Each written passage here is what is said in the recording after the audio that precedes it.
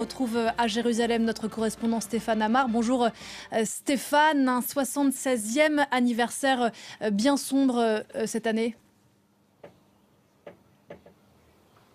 Oui, un anniversaire extrêmement particulier où bien sûr ces massacres du 7 octobre ont été rappelés sans cesse dans chaque commémoration, dans chaque grand discours, avec en fond ce mot qui rappelle ce qu'on a entendu après la Shoah, c'est plus jamais ça. Nous ne voulons plus jamais revivre ce 7 octobre, ces heures terribles où des centaines de terroristes du Hamas se sont abattus sur les localités en bordure de la bande de Gaza, et puis cette guerre qui a suivi. Alors, le nombre de victimes a bondi cette année, alors qu'Israël vivait depuis plusieurs années, même depuis plusieurs décennies, un calme relatif avec seulement, si on peut dire, quelques attentats chaque année. D'un seul coup, la guerre et la terreur ont refait irruption dans le quotidien des Israéliens dans des proportions qu'on pensait appartenir au passé. Et cela, bien sûr, ça marque très profondément à la fois cette journée du souvenir d'hier, mais également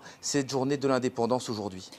De ce qu'on retient aussi ces dernières heures, c'est cette déclaration de Benyamin Netanyahou, Stéphane, qui a affirmé que sur les 30 000 habitants de Gaza tués depuis le début de la guerre, au début du mois d'octobre, la moitié de ces décès sont ceux de combattants du Hamas. Comment est-ce que ces mots ont été compris ?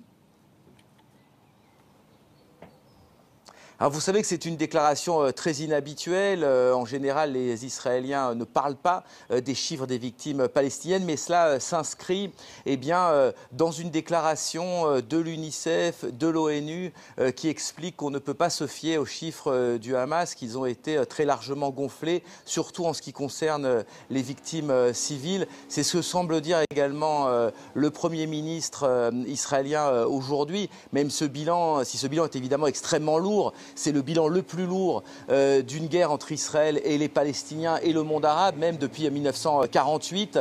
Mais Israël veut signifier par là que l'armée israélienne prend en compte les civils, qu'elle tente d'épargner au maximum les civils, puisque ce ratio d'un civil tué pour un terroriste ou un combattant du Hamas tué serait un ratio finalement normal, voire même faible pour une guerre urbaine. C'est en tout cas le message que veut faire passer Israël. Mais je vous rappelle que l'entrée des journalistes étrangers est toujours interdite à la fois par les Israéliens et par les Égyptiens, et qu'il est donc très difficile de contrôler ces bilans.